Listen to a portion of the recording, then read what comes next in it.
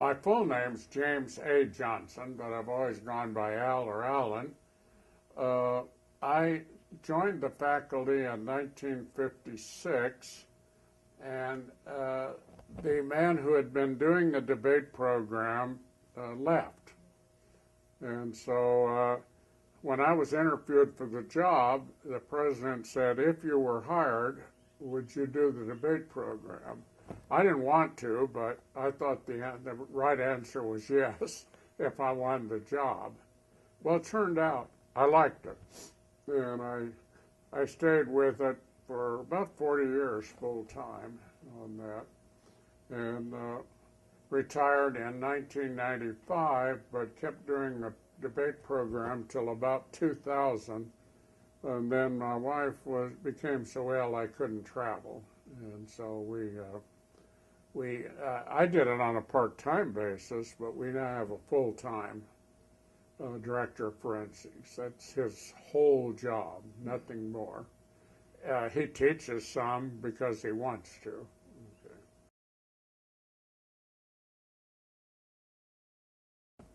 Well, the thing is, I think it gives you a relationship with students you can't get any other way. And I once said at a meeting at SCA, you get an intimate relationship with students. And somebody came up and said, you shouldn't use that word.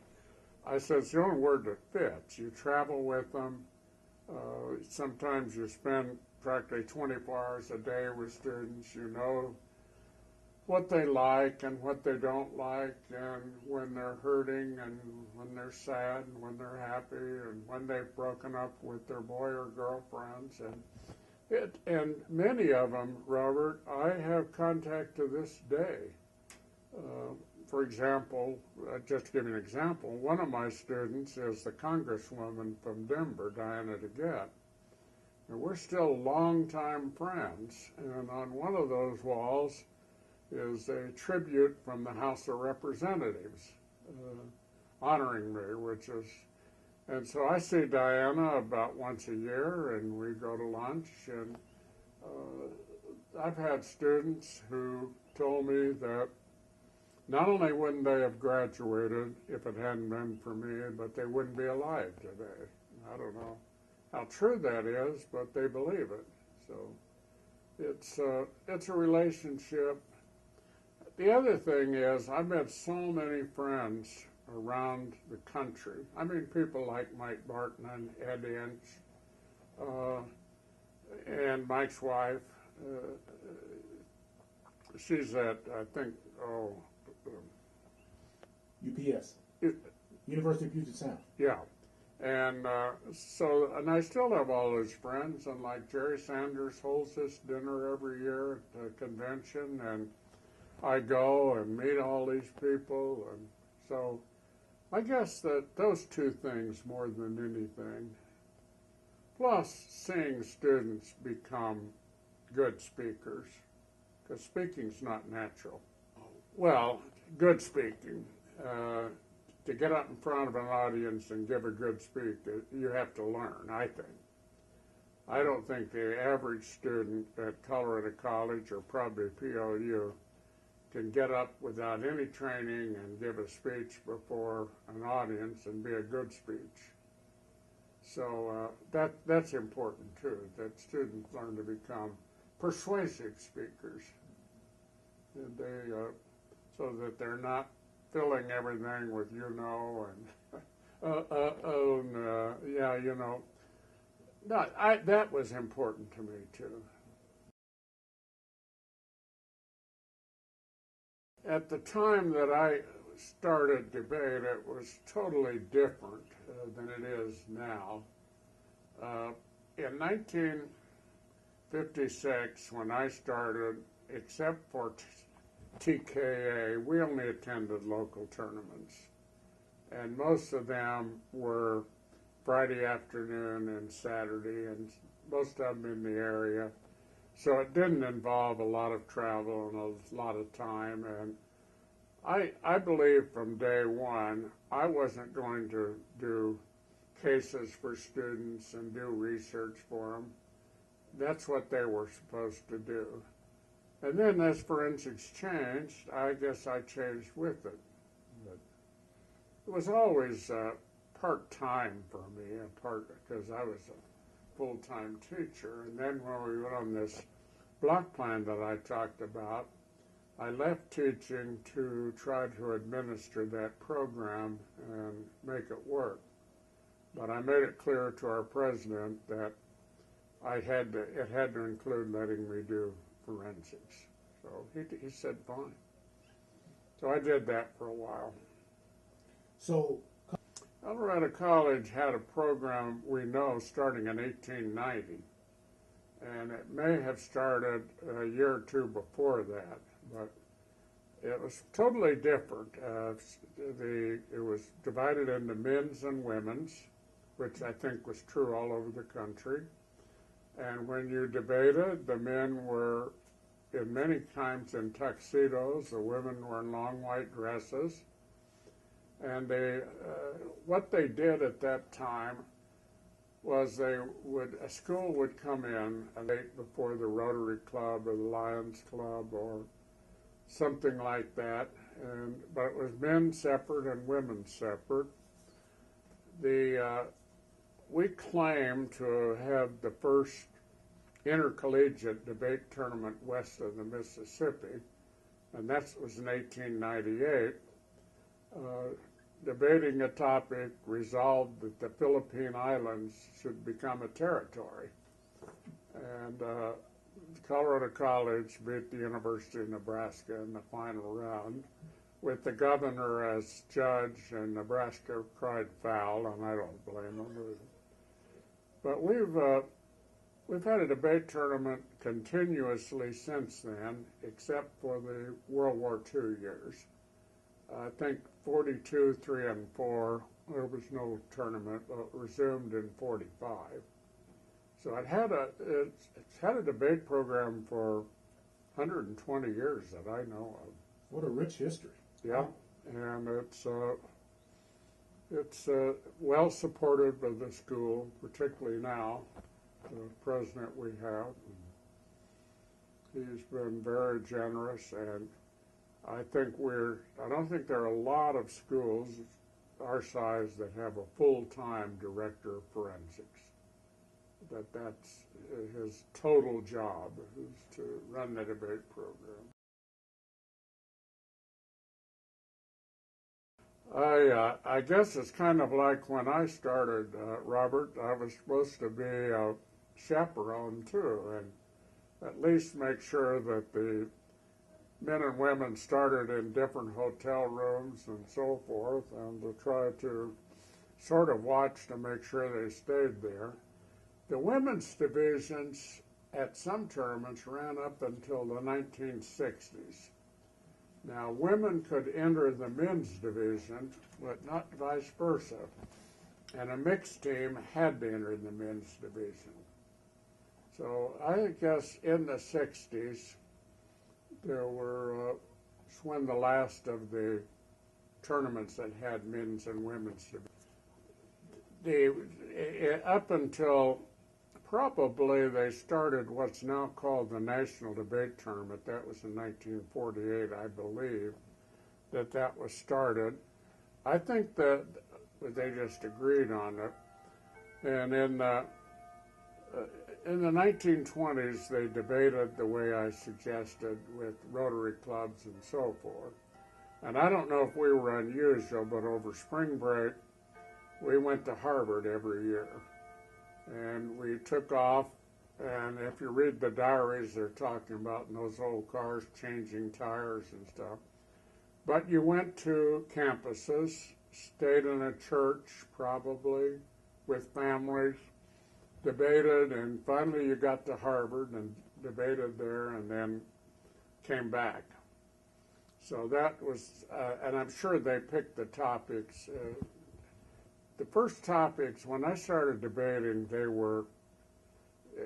was just called debate, but it's what's now called the National Debate Tournament. We're very fortunate to have hired a very fine young man, I'd say not 30 yet, and he's by himself. So we had planned to get him an assistant, but the recession sort of put a kibosh on that for the moment. He has, I'd say, about 20 kids that he thinks are in the debate program. There are probably another half dozen that think they're in. He does debate. We're doing strictly parliamentary debate now and individual events. I helped created three monsters, and in 1970, and Mike Barton has got some history on this, and so you can check some of his date. There were some of us that were very concerned that students coming in the fall, and I know PLU would have this, you may recruit some students, but you still have kids coming in the fall saying, I want to debate.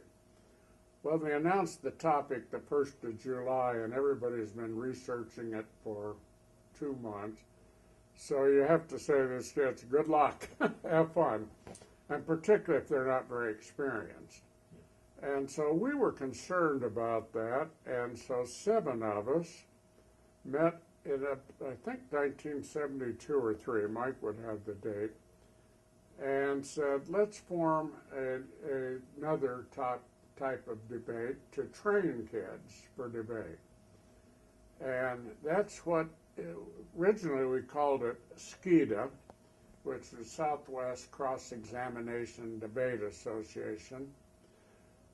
As I said, there were really 2 founders, Tim Browning and I. Tim, by the way, is a graduate of PLU in probably about 1959. And then the other people were just said, well, you know, they came to the meeting and we put everybody's name down. And we started that, and it was called the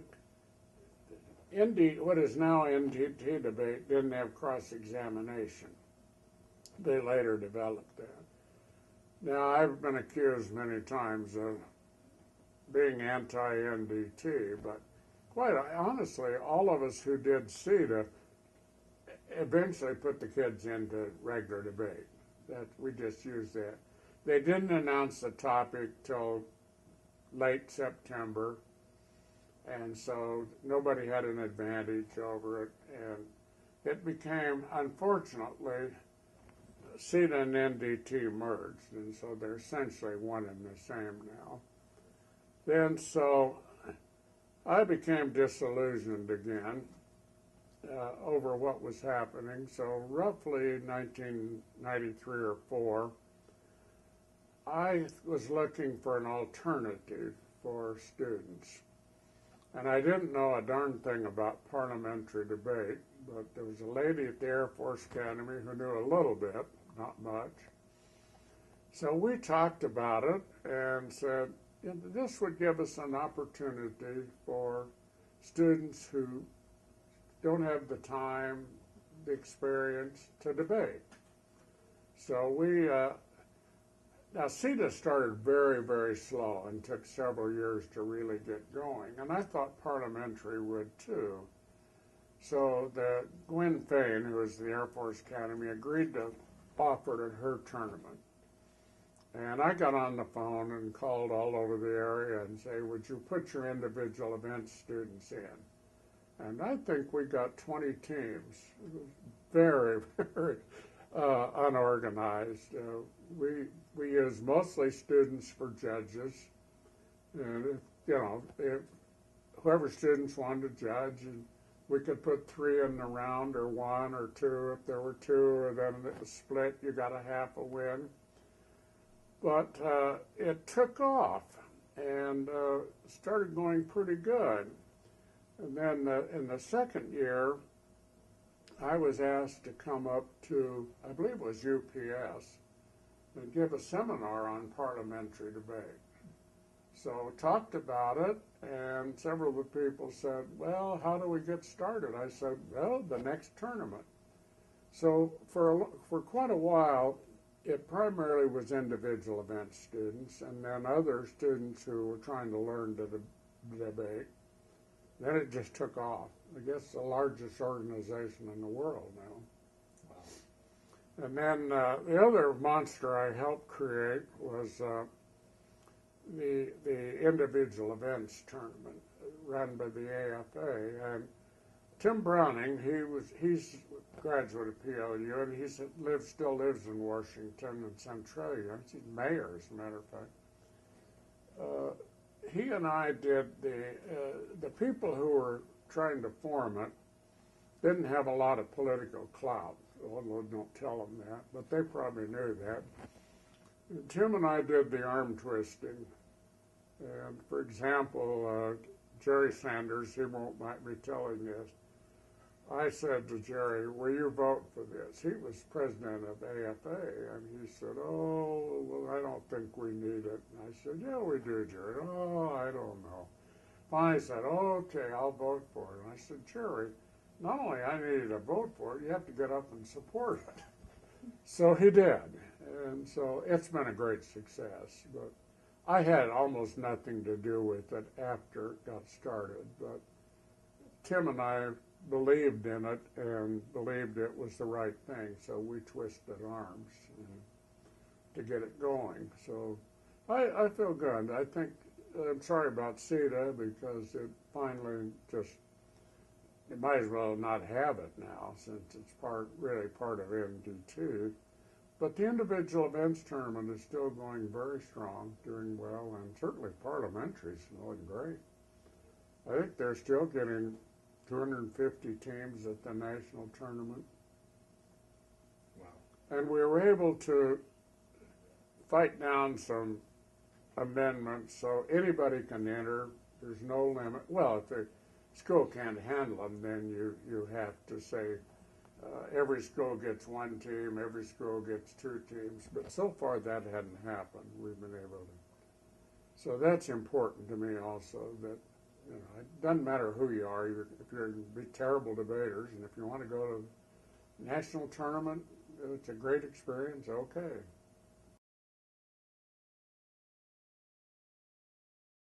Certainly all of the students that I still have contact with that have been very successful.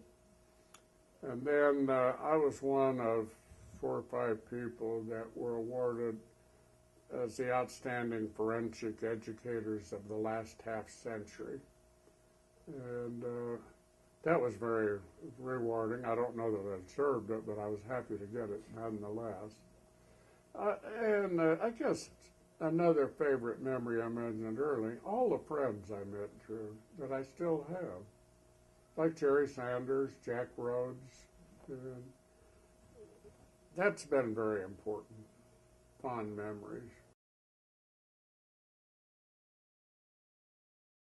Well, I guess over 40 years, probably an average of about 20 a year, so what's that, 800? And then I continued for another few years, so maybe 900, something like that. We had a U.S. Senator, but he's now Secretary of the Interior, Ken Salazar. One of my former debaters, and I wish I could think of the company, is Vice President of a major U.S. company. And a lot of them you wouldn't think of having great success, but for example, if you take money to go to med school, you have to put in a certain amount of time wherever the government puts you. And I've heard some students, not mine, that said, boy, I'm stuck in this lousy place and so forth. Well, one student was sent to the Navajo Indian Reservation. He stayed 7 years, only had to stay 3. His partner went down as an attorney and stayed during that time. Another one in your state is in Western Washington, the only doctor in 3 or 4 counties. And he told me, he said, I'm not making much money, but I got a lot of pigs and chickens, and people pay me whatever they can. And he did his 3 years there and never left. So those are not kids that have made a fortune. Another one who I'm trying to get $1 million out of for Dave, and he's got it to give. So I don't know. I guess the senator and the congresswoman maybe, and some of them that have done well in business. Most of them have gone on to law school, med school, that type of thing.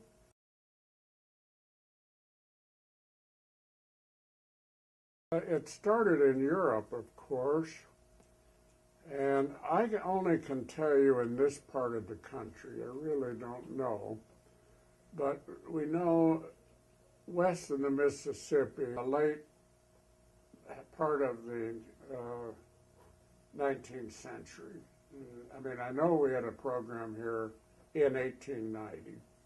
And we know later that when we did that intercollegiate tournament, that schools like University of Nebraska and Kansas and also had programs. But it was totally different, Robert, at that time. It was, as I said, through up until 1948 when they started the National Debate Tournament, primarily it was local, just getting together 2 or 3 schools locally. And we know that it probably had gone on for a long time in England and Ireland and places like that.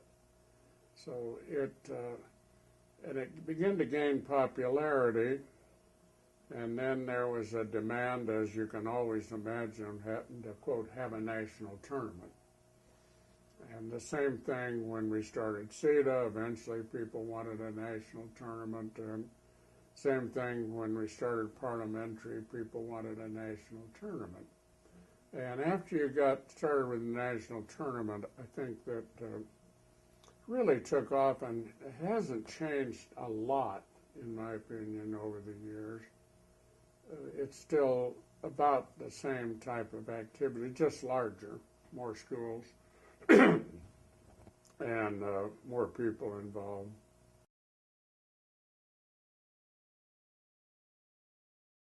Historically, for example, Colorado College became a charter member of TKA in, I think, 1908.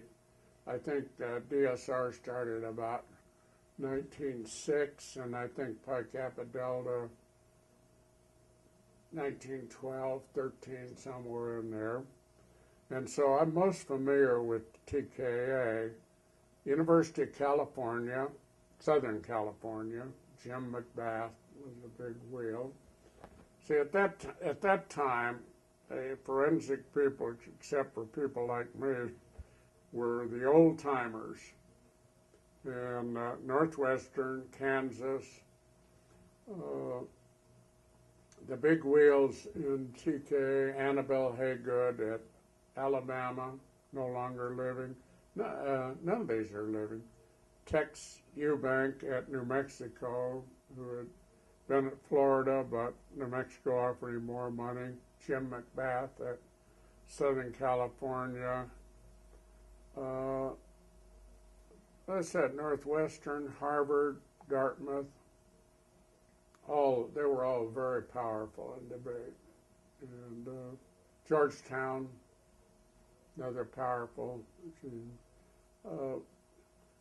Among the liberal arts college, I would say schools like CC, PLU, Whitman, that type of school were.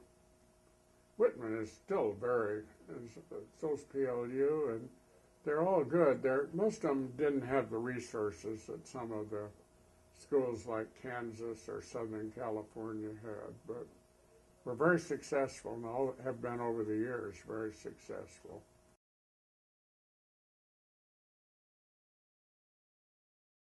Well, I think that it came down to they had somebody that was dedicated to the program that simply went out and got it going. When the president asked me to do the debate program, we had very little money.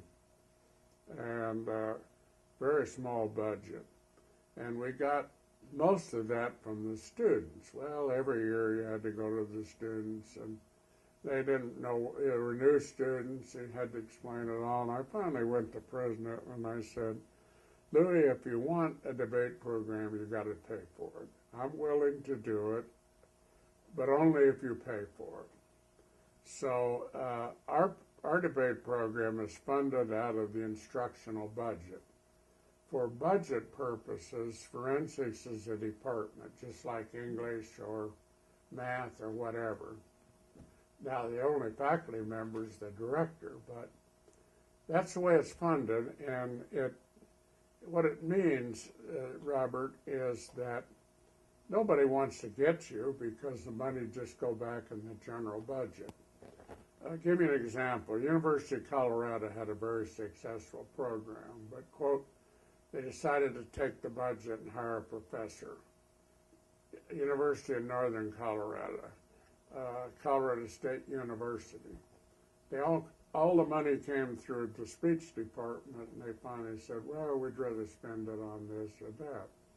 But I think at schools like Colorado College, PLU, Whitman, well, Willamette, all these, that's where people said, if you want a program, you got to pay for it. And so they got it out of the department for the most part, and at least got the budget out of the department.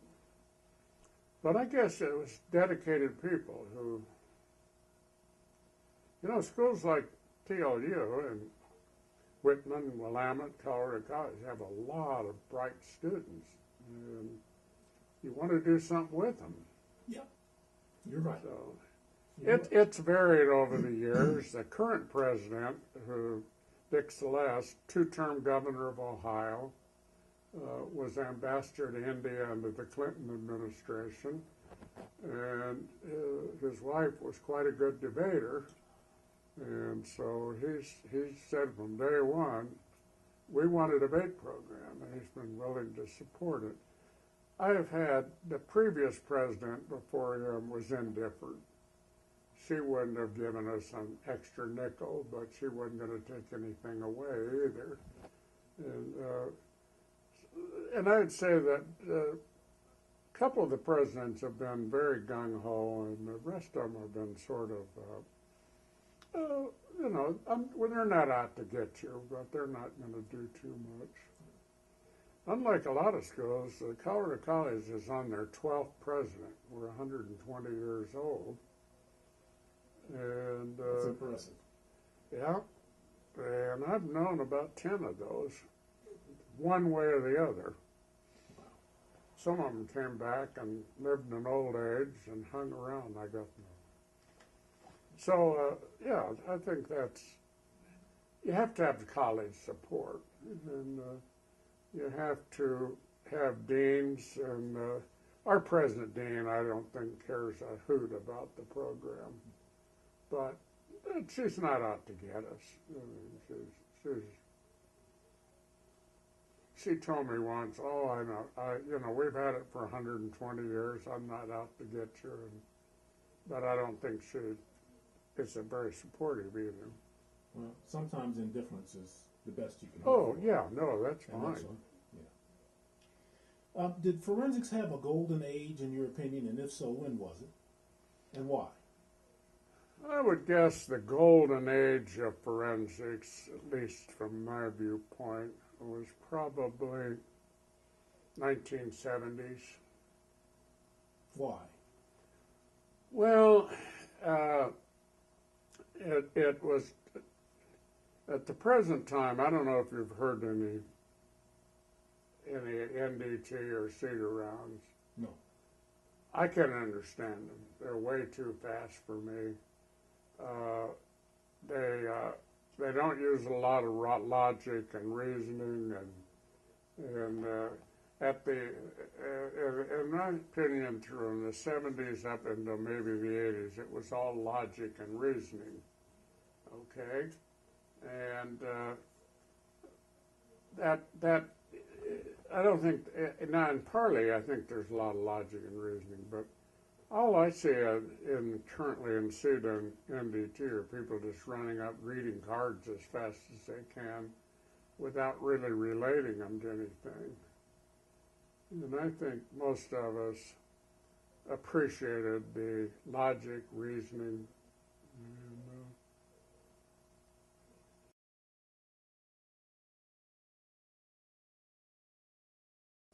well, in my opinion, they need to be very bright.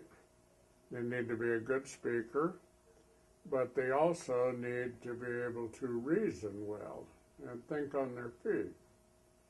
And sometimes people say, well, if you do this, it could lead to nuclear war. Well, a good debater might say, okay, the odds are minuscule. I agree with you. It might lead to a nuclear war, but the odds are so low. Now, how do you compare that with your freedom?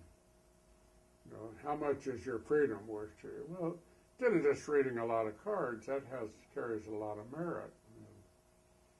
So I guess, to me, the good debater is bright, a good speaker, and has the ability to think on their feet and use logic and reasoning. When I was teaching speech, Robert, I wanted students to speak without interruptions in their voice, without ahs and ohs and you knows and so forth. And I also wanted them, I always tried to talk to them about excessive adjectives and so forth. I mean, if you say, what's a brand new car? Why isn't new car just what you're saying? Or if I said, Elizabeth's a very pretty girl, what does the very add to that? If I just say she's a beautiful girl, that seems to do it. One other thing I'd like to mention in this over the years, CETA was started and people would argue that all the topics were value and that the topics in NDT were policy. Well, I'd like someday somebody to give me a topic that's a value topic that has no policy implications. And somebody said once, well, one like truth is preferable to untruth. Well, why? For one thing, we may not want to embarrass someone. You could say, how do you like my new suit? And I could say, well, Robert, it's too bad they didn't have it in your size, or you should keep that. The style will come back someday, or, you look okay in black. If you like black, you look. And also, if you're talking about policy, we lied to the Germans about D-Day. Churchill lied by omission to let the people of Coventry be bombed, so that didn't want the Germans. And I've never heard of a policy topic that didn't have value. If we were debating resolved we should get out of Iraq, why? Well, people get killed. And I'm not sure we're doing the right thing for Iraq. So you've got to have values and you've got to have policy. But I got tired of that. People saying, well, this CETA is strictly value. Bull. Every topic has policy implications. Every policy topic, if it's worth debating, has to have a value to it. Or why do you debate it?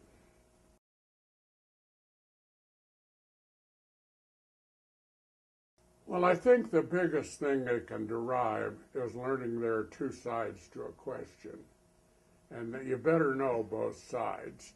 That to me is the one thing that students have the most trouble with.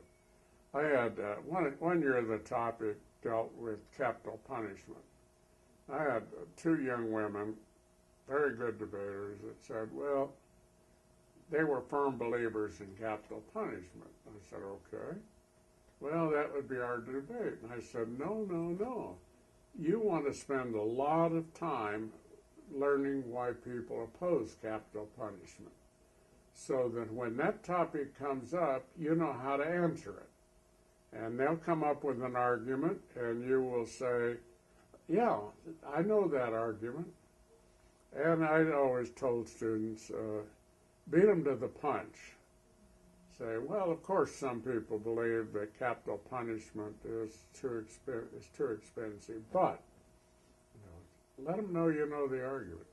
It doesn't matter, but at the end of the year, they had changed their mind. But you cannot argue your point unless you know exactly what the opposition's going to say. You have to. How do you argue it? If somebody said, well, here's why I believe in capital punishment, you have to know that argument and be able to counter it. So I guess that's the biggest thing students learned was that there are not only two sides to every question, but if you debate it, but you better know both sides well. I would always encourage them to put in more time against the side they didn't believe in. Like, one topic was dealt with something we're talking about now, health insurance. And a couple of my students had hoped to and ended up being MDs. Well, they didn't know if they wanted to debate it. I said, look, you need to know those arguments. You need to know, as an MD, why people say we need health insurance, and so you can counter those. Well, they didn't change their mind, but they learned both sides of that question. So that's what I would think is besides learning to be good speakers and logical and so forth.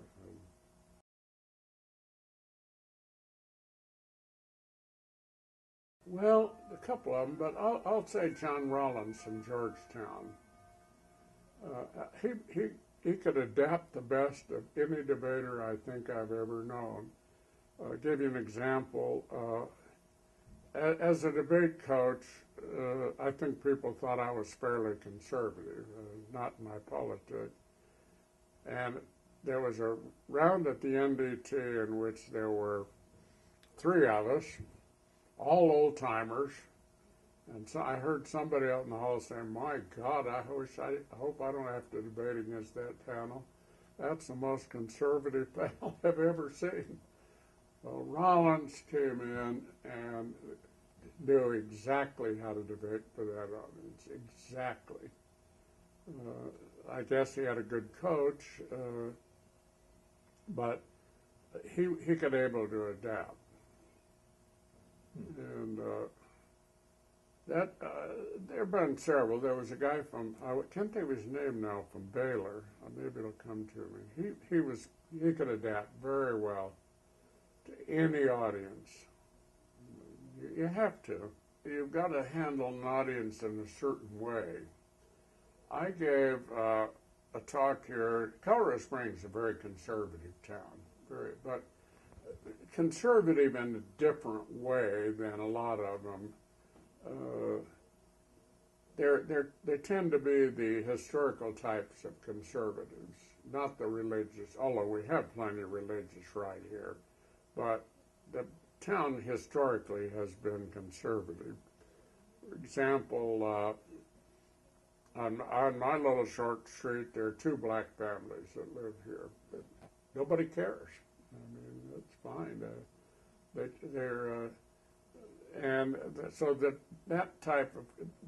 So they're not that type of conservative. But I gave a speech to a very conservative group, and I started off by saying, I don't know if you people can see me up here because I'm so far to the left of you that I may be out of sight.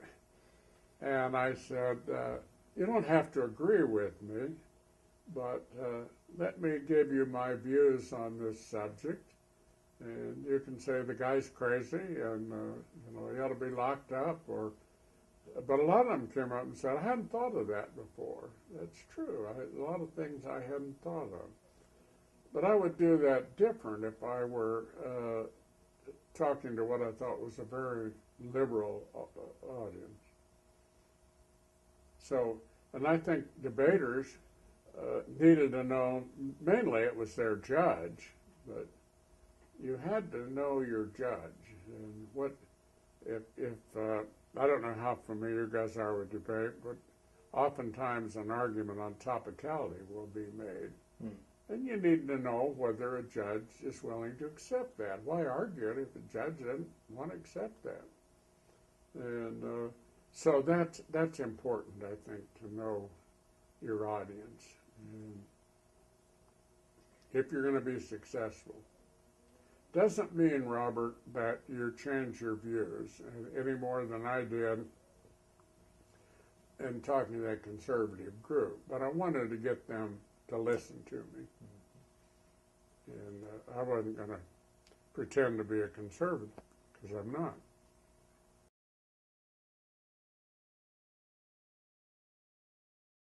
Pi Kappa Delta, I think, in my feeling was, they tended to attract and appeal to some smaller schools. I mean, I don't know that you'd see a lot of schools like University of Kansas or Southern California in Pi Cap.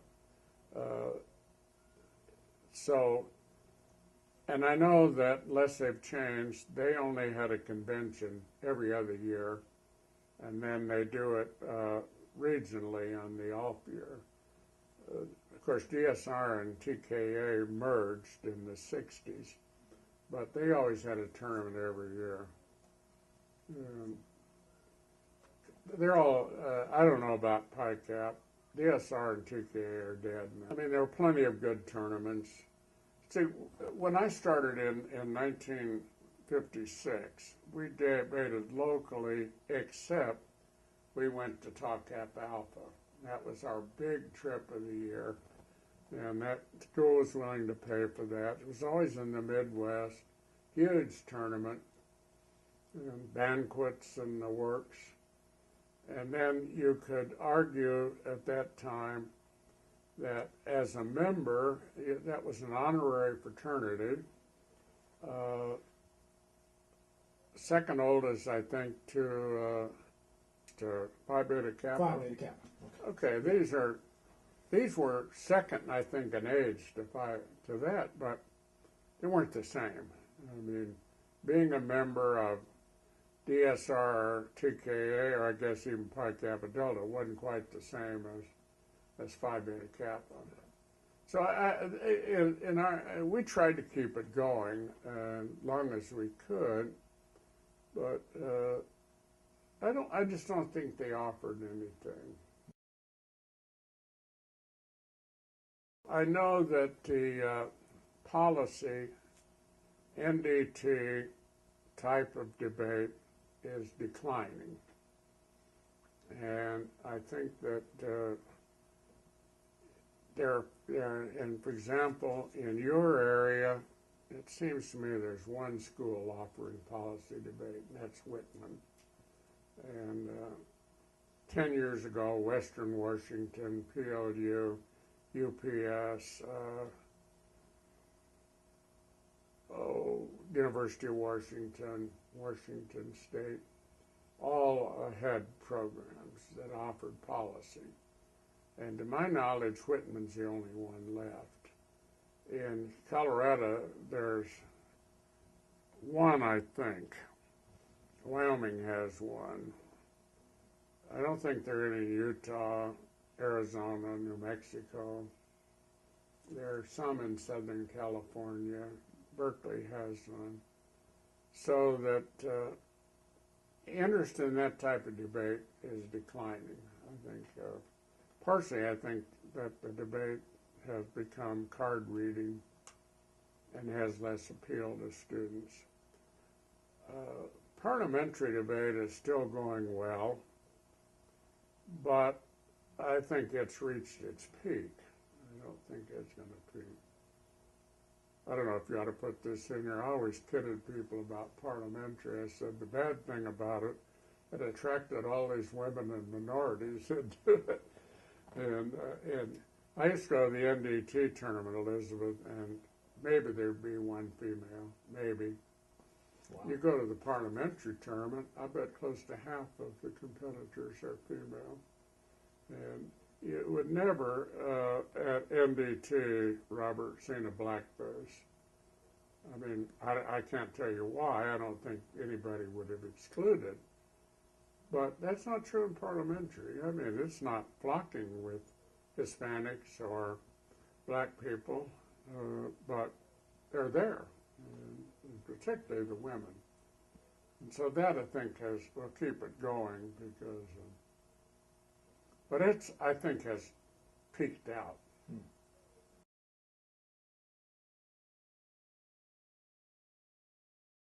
Well, I think it's anything you do academically, and the same with you. I mean, people talk about faculty members being liberal. I hope we are. If you look at historically, liberal meant willing to accept change. Conservative historically meant defending the status quo. When I retired, if I'd trying to teach economics like I started out, or imagine trying to teach physics or biology 50 years ago, you'd be laughed out of the classroom and probably would get fired. And so it's particularly true in academics. I think it ought to be true in everything. You have to be willing to change. And you've got it in all aspects of it. And this debate changed. If you were going to be successful, you couldn't dig in your feet. I mean, when I started at Colorado College, freshman women students had to be in at 8:30, and during the week, and 9:30 or 10:30 on Saturday, you had to dress for dinner. And women were not permitted you were not to admit any woman to class who was not in a dress. You would not admit a man in jeans. He didn't have to have a tie on, but he couldn't be wearing jeans. And so, if you tried to drag your feet, you weren't going to get along. Things are going to change. And so, academically, I think more than any place ever, you got to change. And how old are you, Robert? I don't want to say in front of these people. 51. 51. Well, I'd say if you teach another 15 years to you're around 65, you better change. You better be willing to accept changes in your field if you're going to be successful. Yeah. You're right. I'm not trying to flatter you, but I would have guessed you're about 41. Well, thank you. You're very kind. But I think you figure what I mean. I do. I do indeed. And that's why faculty are liberal. Of course, they've distorted that term over the years so much that essentially conservative almost means you're a Republican and liberal means you're a Democrat, but that's not historically what those terms meant. I would just conclude by saying, in my opinion, students who have participated in the forensics program come back and say it's the best thing I've ever done. I mean, I'm so happy. I have a former student who's a speechwriter for the Republican Party, although I think he's actually a Democrat, wrote speeches for Reagan, Nancy Reagan, and so forth, and it's a job. But he said to me, my life totally changed when I came out and became a debater, totally changed. And he said, I don't know what I would have been doing, but I'm now doing something I love, teaching speech, writing speeches.